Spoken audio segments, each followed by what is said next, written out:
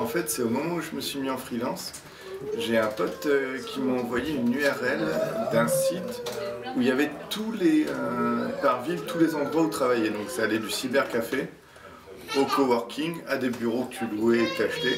Je sais plus c'était quoi le nom du site, c'est avec un zèbre, le logo. Et donc du coup, c'était marrant aussi parce qu'en fait je squattais chez mon cousin en attendant de trouver un truc, et il m'a viré un jour parce qu'il y avait un truc à faire. Donc lundi je suis arrivé, le lundi matin j'avais rien à faire, j'ai pris le numéro du coworking et je sais plus si c'est toi ou Pierre que j'ai appelé et donc je suis venu et j'ai commencé à travailler au coworking.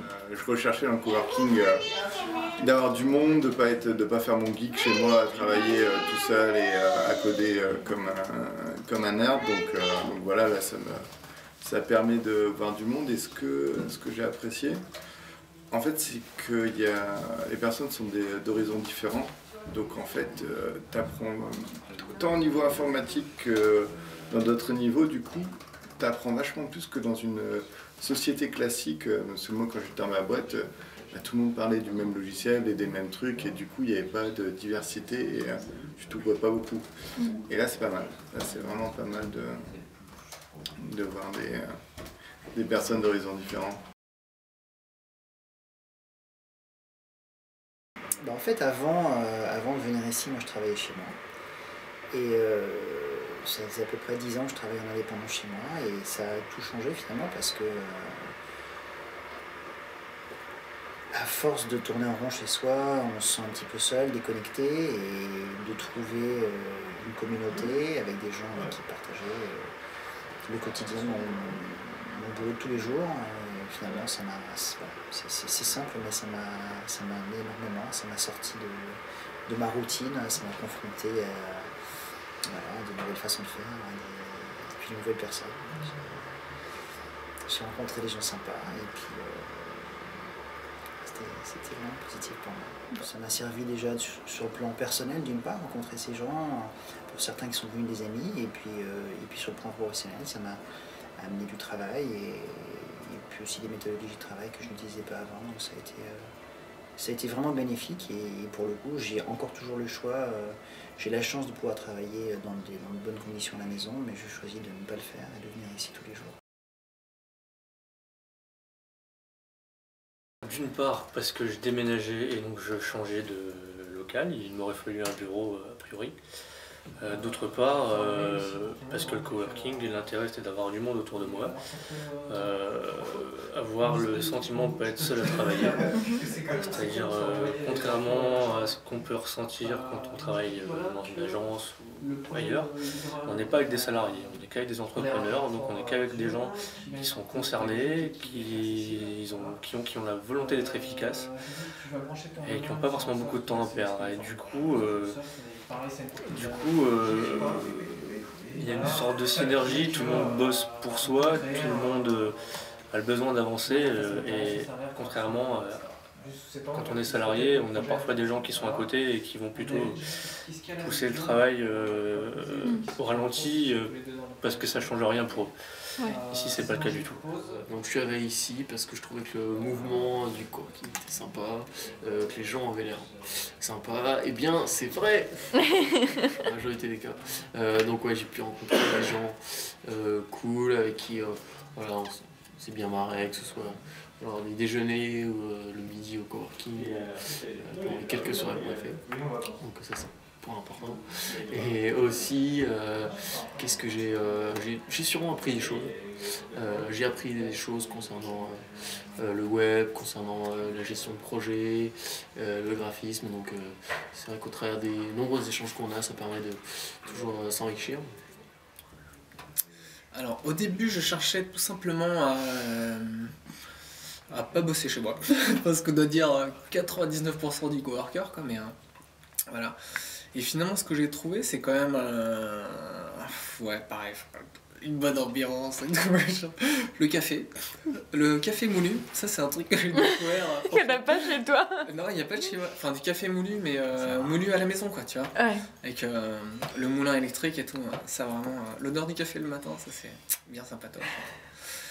Voilà, qu'est-ce que j'ai trouvé d'autre? Ouais, et puis après des opportunités quand même. Puis une petite ambiance un peu labo et tout comme ça, qui est sympa, quoi. Expérimental et tout. Le côté, genre, on est à la pointe, quoi.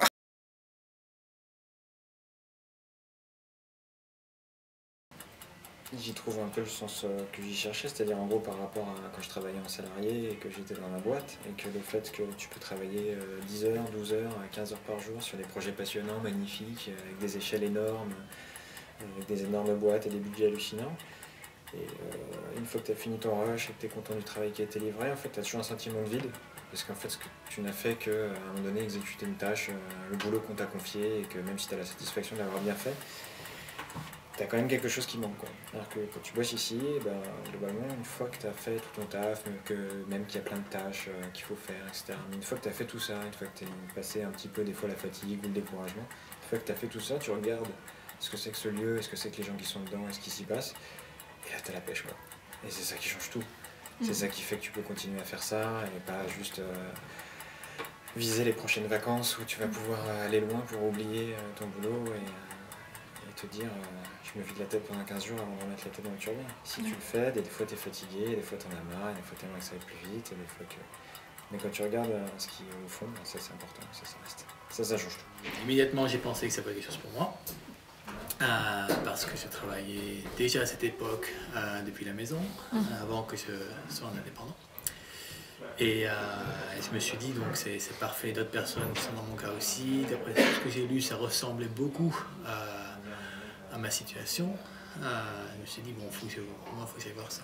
Et puis en discutant quelques minutes avec Pierre et Emmanuel, j'ai compris que bon, c'était ce que je pensais et qu'il y avait de quoi avoir un excellent environnement de travail, etc., comme j'ai pu connaître dans le passé. Et donc j'ai pris conscience que en fait, l'environnement de travail où tout va bien, etc., c'est des trucs que j'ai connus pendant longtemps. Et en fait, je m'y suis habitué, mais en fait, je me suis rendu compte que c'était un luxe. Parce que plus tard, c'était pas comme ça. Donc je voulais retrouver la même ambiance, et je l'ai retrouvé. Et pour moi, le coworking, ce que ça m'a apporté... alors j'aime pas souvent coworking, et quand je viens c'est que quelques heures uniquement parce que j'habite loin, et puis je partage mes journées en deux en fait. Donc je réserve mes activités d'écriture au coworking, donc je viens ici principalement pour écrire des articles, donc c'est une activité dans laquelle je peux m'interrompre quand je veux plus ou moins. J'ai la chance d'avoir le temps d'écrire mes articles sans problème, donc je peux en même temps des fois participer à des conversations ou autres, etc. Donc c'est vraiment, je fais en sorte de pouvoir faire des activités ici, que je puisse interrompre à tout moment. Donc ça me convient très bien.